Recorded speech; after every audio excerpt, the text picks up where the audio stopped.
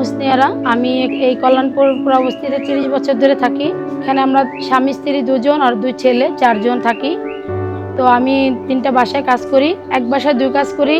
ওখানে এক কাজে 1000 টাকা করে মজুরি দেয়। সব বাসার তো এক ব্যবহার না হয় না, কিছু বাসা আছে খুব ভালো ব্যবহার করে। ওদের এখানে একটা ট্রেনিং করায়, ওখান থেকে আমরা জানতে পারছি যে গৃহকর্মী সুরক্ষা ও কল্যাণ নীতিমালা 2015 আইনে আমাদের গৃহকর্মীদের একটা সুরক্ষা আছে। ওটা আমরা জানার পরে মালিক পক্ষের সাথে আমরা নিয়ে কথা বলি। ওনারা বলে যে তোমরা এটা কোথায় শিখছো? তখন বলি আমাদের একটা ট্রেনিং দিছে, সেখানে শিখছি। তো মালিক পক্ষদের সাথে আমাদের একটা চুক্তি হয়, এখানে বসে চুক্তিপত্রটা অনেকে মানে অনেকে মানে না। আমার নাম সাথী, আমার বয়স 28। আমার 2টা বাচ্চা আছে, হাজব্যান্ড আছে। আমার বাসা হুসনিয়ারা কাজ করে গত 3 থেকে 4 বছর। ওইখানে যে নীতিমালাটা শুনি, তো আসলে এই নীতিমালাটা করা উচিত। যেমন গৃহকর্মীদের যে সুযোগগুলো দেওয়া উচিত, ওনাদের ঠিক মতন বেতন দেওয়া, ওদের সাথে চুক্তিপত্র করা, ওদের সাথে ভালো আচরণ ব্যবহার করা, ওদেরকে ছুটি দেওয়া। আপনাদের বুঝাইছি, দেখেন আপা, আপনাদের বাসায় আমরা কাজ করতে আসি। আপনি কি যেমন একটু শরীরের অসুস্থ হইলে আপনারা বলেন আমার এটা অসুস্থ লাগতেছে, আমি এটা করতে পারবো না, তুমি করে দিয়ে যাবো। আমাদেরও তো শরীর খারাপ হলে আপনাদের এটা একটু দেখা উচিত, বোঝা উচিত। তাহলে আপনাদের যদি আমাদের নিজের মতো সদস্য না ভাবেন, তাহলে তো আমরা আপনাদের বাসায় কাজ করতে পারবো না। যেমন আমরা আগে বেতন যখন মন চাই তখন দিত, আমরা কিছু বলতাম না। কিন্তু এখন বলছি যে আপা, আপনাদের যে স্কুলের খরচ দেওয়া লাগে আপনাদের বাচ্চাদের, আমাদেরও তো দেওয়া লাগে। আমাদেরও তো বাজার আছে, আমাদেরও তো ঘর ভাড়া আছে, আমাদেরও তো সংসার আছে।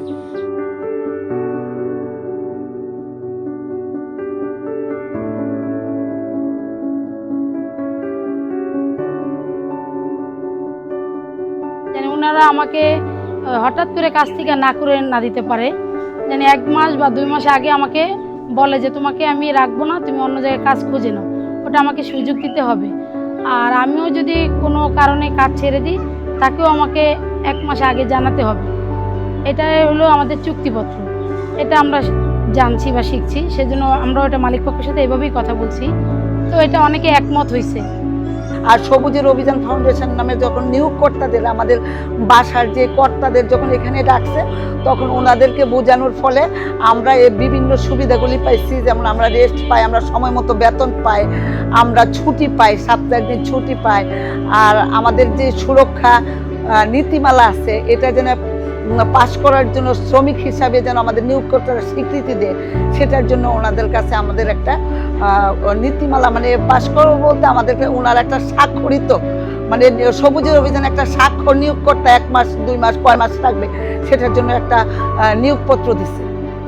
সবুজের অভিযান ফাউন্ডেশন 2014 সাল থেকে গৃহকর্মী সুরক্ষার জন্য কাজ শুরু করেছে। তো 2024 সালের জুলাই মাসে EWCSA প্রজেক্ট অক্সফামের যখন আসলো, আমরা খুব বড় পরিসরে 600 গৃহকর্মীকে এই নীতিমালা সম্পর্কে জানানোর একটা, কল্যাণপুর পুরাবস্তিতে জানানোর একটা সুযোগ পেয়েছি। সেই সুযোগের পর দেখা গেল যে, এবং পাশাপাশি গৃহকর্তাদের, তো গৃহকর্মী এবং গৃহকর্তাদের দুজনের কাছেই যখন এই নীতিমালা সম্পর্কে চলে যাচ্ছে, তখন সবাই একমত যে নীতিমালাটা খুব ভালো হয়েছে এবং এটা যদি হয় গৃহকর্মীদের যেমন উপকার হবে, গৃহকর্তাদেরও সেরকম উপকার হবে। আমাদের মূল উদ্দেশ্য হচ্ছে এই যে যারা ইনফর্মাল সেক্টরে নারীরা কাজ করছেন, তাদেরকে তাদের রাইটস এনশিওর করা এবং লেবার রাইট অনুযায়ী তাদের যে অধিকারগুলো আছে সেটা সম্পর্কে তাদেরকে সচেতন করা, আমাদের লোকাল অর্গানাইজেশনগুলোকে ক্যাপাসিটি ডেভেলপমেন্ট করা, এবং যারা লেবার দিচ্ছেন অর্থাৎ যারা ওয়ার্কার আছেন, ডোমেস্টিক ওয়ার্কার, তাদেরকে আসলে বিভিন্ন কর্মসূচির মধ্য দিয়ে তাদের মধ্যে যে লিডারশিপ সেটাকে গ্রো করা। আমরা দীর্ঘ সংগ্রামের পর 2015 সালে সরকারকে দিয়ে একটি নীতিমালা প্রণয়ন করতে সক্ষম হয়েছিলাম, গৃহকর্মী সুরক্ষা কল্যাণ নীতিমালা 2015। কিন্তু এই নীতিমালাটি আজকে 10 বছর অতিবাহিত হয়েছে, কিন্তু তার কোনো বাস্তবায়ন নাই। অথচ হাইকোর্টের একটি নির্দেশনা ছিল যে নীতিমালায় যে সমস্ত অধিকার, মর্যাদা এবং নিরাপত্তার কথা বলা হয়েছে, যতক্ষণ পর্যন্ত গৃহ শ্রমিকদের জন্য আইন প্রণয়ন না হবে ততক্ষণ এগুলো সরকার বাস্তবায়ন করবেন। আমরা বারবার দাবি করে আসছি যে এই গৃহ শ্রমিকরা আইনের বাইরে রয়েছে, শ্রম আইনের বাইরে রয়েছে, এদেরকে শ্রম আইনে অন্তর্ভুক্ত করতে হবে।